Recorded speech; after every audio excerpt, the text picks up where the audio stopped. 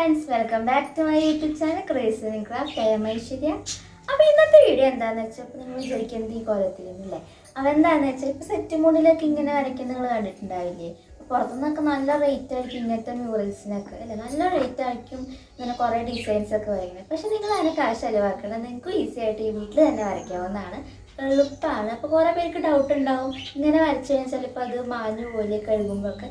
ഇല്ല, ഇതെന്തായാലും മാഞ്ഞു പോയില്ല. അതിനൊരു ടിപ്പ് ഉണ്ട്, വീഡിയോ അവസാനം വരെ കണ്ട് നിങ്ങൾക്കത് മനസ്സിലാവും. ഒരു സ്പെഷ്യലായിട്ട് ട്രിക്ക് ഉണ്ട് കേട്ടോ. അപ്പോൾ നിങ്ങളതിന് വീഡിയോ അവസാനം വരെ കാണാം. അപ്പോൾ എങ്ങനെയാണെന്ന് നോക്കിയാലോ. അപ്പോൾ നമുക്ക് വരച്ചാലോ. ഞാൻ ഈ പിക്ചറാട്ടോ എടുത്തിരിക്കുന്നത്, നിങ്ങൾക്ക് ഇഷ്ടമുള്ള പിക്ചർ എടുക്കാം. ഞാൻ ഈ പിക്ചറാണ് എടുത്തിരിക്കുന്നത്. ഇനി വേണം ട്രേസിങ് പേപ്പർ ആട്ടോ. ഞാൻ യെല്ലോ കളർ ട്രേസിങ് പേപ്പറാണ് എടുത്തിരിക്കുന്നത്. എല്ലാ കടയിലും അവൈലബിൾ ആണ് കേട്ടോ. 5 രൂപയൊക്കെ ഉള്ളൂ. ഞാൻ ചെറുതാട്ടോ എടുത്തിരിക്കുന്നത്, വലുത് കഴിഞ്ഞു. അപ്പോൾ ഇതിൻ്റെ അടിയിൽ കുറച്ച് പേപ്പേഴ്സ് ഇട്ടിട്ടുണ്ട്. ഇട്ടില്ലെങ്കിൽ നിങ്ങളുടെ പെയിൻറ്റ് പകരും കേട്ടോ. പേപ്പേഴ്സ് എന്തായാലും ഇടണം. പിന്നെ കട്ടിയുള്ള വല്ല ബോർഡോ അങ്ങനെ എന്തെങ്കിലും വെച്ചാൽ മതി. അപ്പോൾ നമ്മളിനി വരയ്ക്കാം.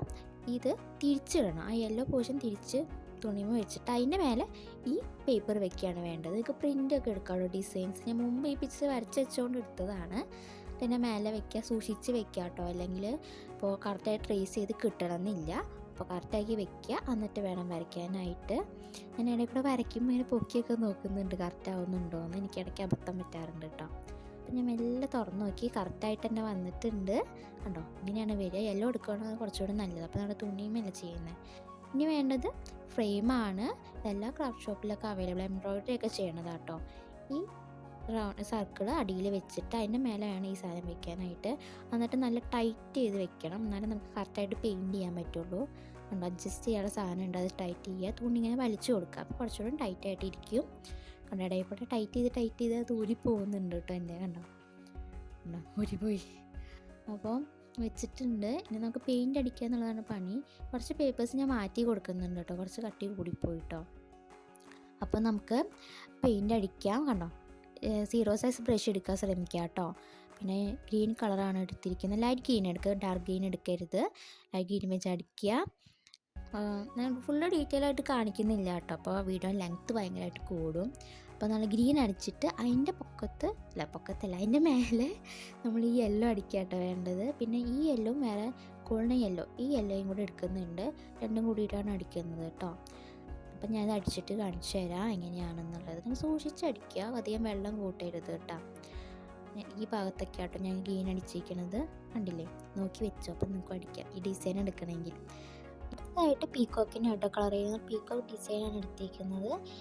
പല ബ്ലൂ എടുക്കുന്നുണ്ട്, ഡാർക്ക് ലൈറ്റ് എന്നുള്ള രീതിക്ക് കുറേ ബ്ലൂ എടുക്കുന്നുണ്ട്. നമുക്ക് അടിച്ചു കൊടുക്കാം. ആദ്യം ലൈറ്റായിട്ട് അടിക്കുക, അതിൻ്റെ മേലോട്ട് കുറച്ചും കൂടി ലൈറ്റായിട്ടുള്ള ബ്ലൂ ഉണ്ട്, അതെടുക്കുക.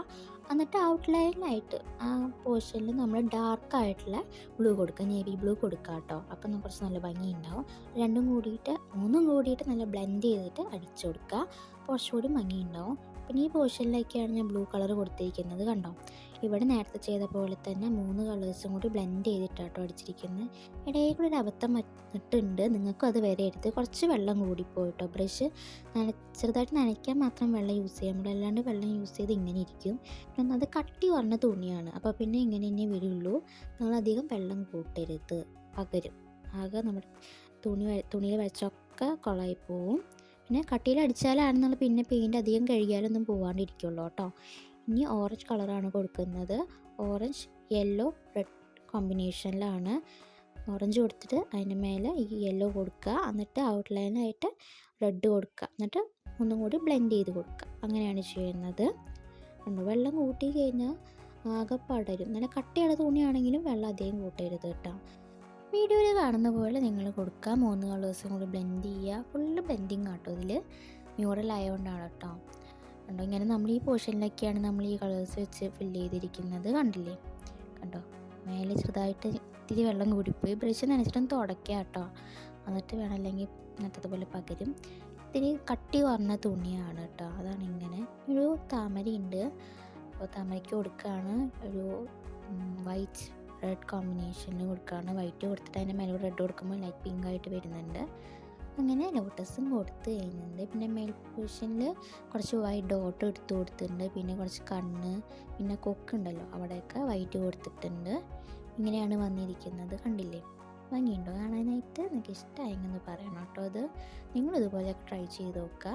പിന്നെന്താ ഞാൻ ഫൈനലായിട്ട് കുറച്ചും കൂടി ഭംഗി കൂട്ടാൻ ബ്ലാക്ക് കളർ യൂസ് ചെയ്ത് ഔട്ട്ലൈൻ അടിച്ചു കൊടുത്തിട്ടുണ്ട്. കണ്ടില്ലേ, ബ്ലാക്ക് കളർ കൊടുക്കുമ്പോൾ കുറച്ചും കൂടി നമ്മുടെ പിക്ചറല്ല ഇതിന് നല്ല ഭംഗി കൊടുക്കുക. കണ്ടോ, അങ്ങനെ ഇരിക്കും. ഇനി ഫൈനലായിട്ട് നേരത്തെ പറഞ്ഞ പോലെ തന്നെ ഇത് പോകാണ്ടിരിക്കുന്ന ടിപ്പാണ് നമ്മൾ തേച്ച് കൊടുക്കുക. ഫ്രണ്ട് പോർഷനല്ല ബാക്ക് പോർഷനിലാട്ടോ തേക്കുന്നത്. ഫ്രണ്ട് നല്ല ചുളിവുള്ളതുകൊണ്ട് അച്ഛനാട്ടോ തേക്കുന്നത്. അപ്പോൾ ബാക്കിലാണ് നന്നായി തേച്ച് കൊടുക്കുക. പിന്നെ നിങ്ങൾ വാഷിംഗ് മെഷീനിലേക്ക് ഇട്ട് നന്നായി കഴുകിയാൽ ചിലപ്പോൾ പോകുമായിരിക്കും. ഇങ്ങനെയൊക്കെ ചെയ്ത് കൊടുത്താൽ വേഗം കൊണ്ടൊന്നും പോവില്ല കേട്ടോ.